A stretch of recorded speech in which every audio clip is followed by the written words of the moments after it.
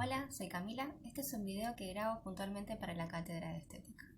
En el día de hoy vamos a ver un pensador del siglo XX llamado Walter Benjamin, el cual perteneció a la escuela de Frankfurt, ¿sí?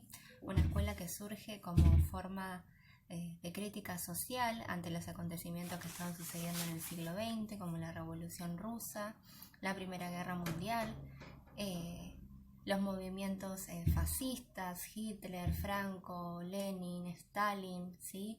La caída de algunas perspectivas científicas, el cambio de valores y otras cuestiones que hicieron que se revierta la manera de ver la sociedad. Entonces surge la Escuela de Frankfurt como teoría crítica, ¿sí? a la razón instrumental, ¿sí? Ahora vamos a ver un poco de qué se trata. Lo que hacía puntualmente la Escuela de Frankfurt, más allá de las diferencias quizás filosóficas que había entre pensador y pensador, es tratar de apoyarse en el marxismo, interesados en esta teoría, ¿no? Tratan de establecer una especie de liberación que no sea puramente teórica, pero tampoco que se trate de datos empíricos, ¿sí? Ya que no están a favor del cientificismo justamente. Bueno, vamos a ver de qué se trata la obra de este autor, Walter Benjamin, la obra de arte en la época de su reproductibilidad técnica.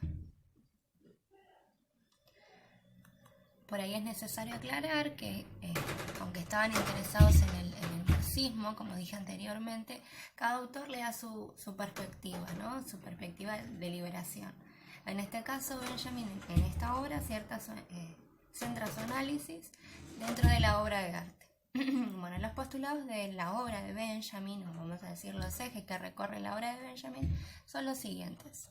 Por un lado, tenemos el problema de la producción en masa de un arte, ¿sí? El arte masificado. Tenemos la democratización del arte, el arte aurático, la mercantilización de la obra de arte y el uso del arte como herramienta política y propagandística. Estamos viendo una obra que se escribió en un contexto de entreguerras, ¿sí? Bueno, el problema de la producción en masa de un arte, del arte masificado, es algo que justamente se relaciona con el tema que vamos a tratar hoy, que es el arte aurático a los objetos naturales. Así que lo vamos a desarrollar a continuación. El tema de la democratización del arte quizá parece una opinión o una crítica un poco burda, pero está muy lejos de estarlo, ¿sí? Lo que fija su atención Benjamin, por ejemplo, es que la obra de arte, ¿sí? en toda su plenitud, en su hermosura, digamos, ¿sí? Tiene lo que es la tradición, ¿sí? Y esta tradición surge de alguna manera de su valor cultural, podríamos decirlo. Por ejemplo, vamos a el arte religioso, ¿no? Sabemos que antiguamente aquellos que tenían acceso a imágenes religiosas o a esculturas que hacían alusión a algún tema religioso en particular, solamente desde el cristianismo lo tenían los sacerdotes. Es decir, el pueblo de Dios no podía relacionarse con esto. Pasó el tiempo, lo pudieron hacer, ¿sí?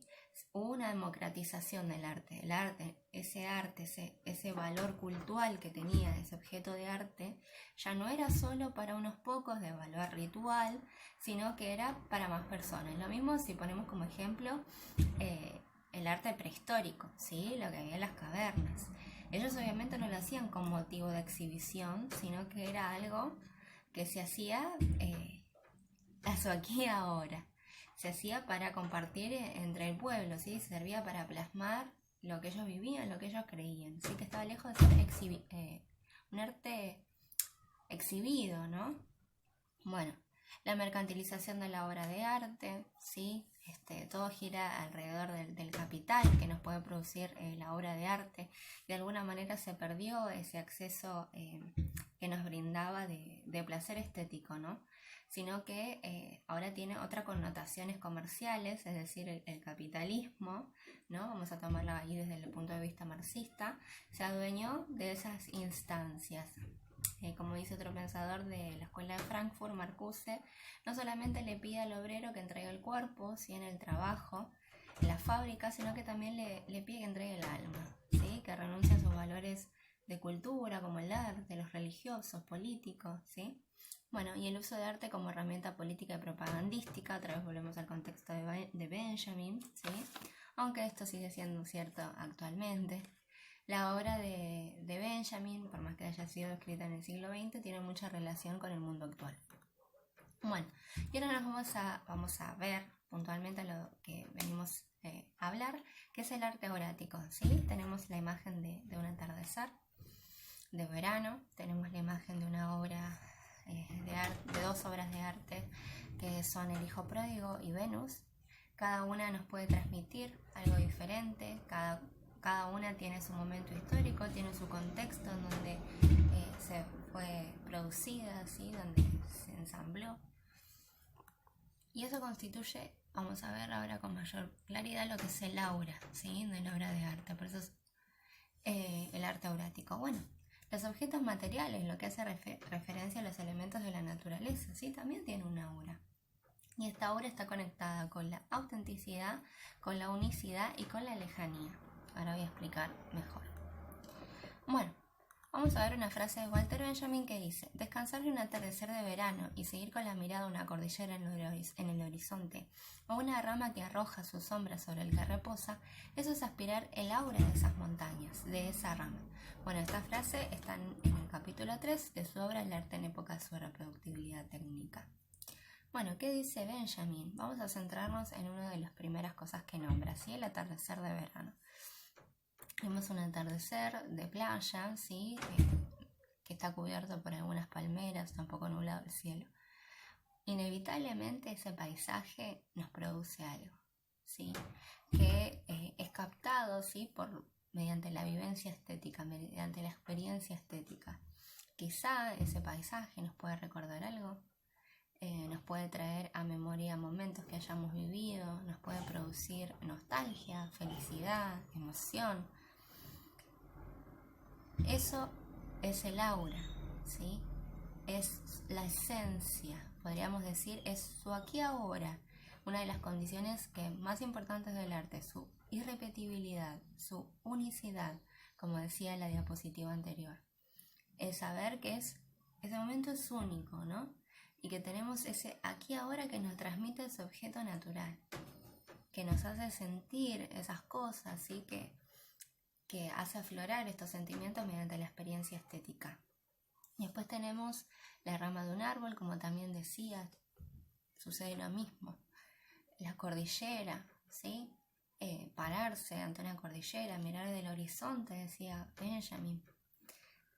Aspirar el aura de esas montañas, casi que lo podemos sentir, ¿verdad? Todo eso constituye su aquí ahora, ese momento donde podemos percibir esa aura, donde esos sentimientos nos pueden atravesar mediante la vivencia estética. Bueno, su unicidad, ¿sí? Su característica de ser irrepetible. Bueno, una de las cosas que se pervierte justamente con el tema de la producción en masa de un arte, con la reproductibilidad técnica, es esto, ¿sí? Se producen tantos ejemplares que de alguna manera se olvida, ¿sí? O no se da cuenta, no se da cuenta cuál es el original. Porque hay tantas copias que esa aura que tenía ese objeto artístico pierde su unicidad, su característica de ser irrepetible, ¿sí? Un ejemplo es la lluvia. Y con esto no quiero decir que esté en contra del cine, al contrario, solo para tomar como ejemplo, ¿sí? Por ejemplo, mirar la lluvia desde nuestra casa, desde la ventana, observar cómo las gotas caen. Quizá, obviamente también tenemos la vivencia estética, nos puede producir algo, pero no va a ser lo mismo ese momento, ese aquí y ahora, esa hora que nos despierta, ese momento natural en particular, que verlo en una película. Quizá podemos decir algo como en la imagen que estoy mostrando en el video. Qué hermoso. Pero no va a ser el mismo sentimiento. El aura se atrofia, dice Benjamin. Y bueno, importante lo que yo mencionaba, ese concepto de lejanía, ¿no? Que nos hace sentir ese paisaje que no podemos absorberlo, sino que es lejano a nosotros. miremos el ejemplo de la sombra, ¿no? Nos produce una cierta lejanía mediante la experiencia, mediante la vivencia estética. Sentimos que no lo podemos abarcar en su magnitud. Eso también constituye el aura, ese aquí y ahora, pero también esa lejanía que nos produce. Bueno, acá puse un cuadro de Vincent Van Gogh, Los girasoles, ¿sí? Claramente, lo irónico de todo esto es que obviamente esto también es reproductibilidad técnica, porque estoy mostrando esta pintura por un video, que no es lo mismo que la experiencia estética de tenerlo justamente frente tuyo, esa obra de arte, puesta en un museo y poder contemplar las cosas que te produce, ¿no? Dicha obra de arte. Poder ordenar tus pensamientos, como compartía Benjamin justamente, que decía un autor. En cambio, con la reproductibilidad técnica veo todo disparado, no puedo acomodar mis pensamientos, no puedo acceder a la contemplación que sí me produce ese estado de quietud, de lejanía, ¿no? Y bueno, esto es justamente lo que estaba hablando. Las imágenes disparadas, decía un autor, que justamente no está de acuerdo con el cine, porque obviamente tenemos en cuenta estos periodos de entreguerra, ¿no? Donde el cine por ahí tenía un carácter de exclusividad, ¿sí? Y que obviamente cambió totalmente la perspectiva del arte junto con la fotografía. Bueno, eso es todo. Espero que les haya gustado y espero haber sido claro.